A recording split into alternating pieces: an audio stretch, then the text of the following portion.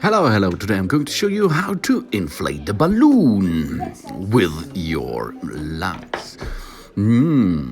Take the balloon inside your mouth and push so much air inside the balloon until the balloon is inflated.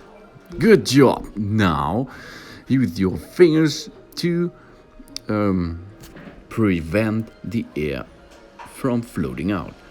After this, rotate the rubber and take one or take the end of the balloon under this loop, and job's done. Easy going. Good job.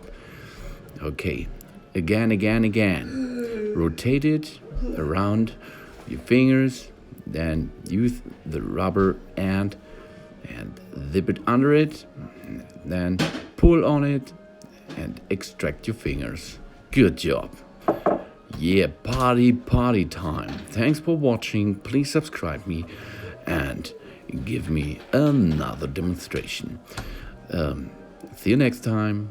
Soon you can handle this too at home. Yeah, good job. Easy going.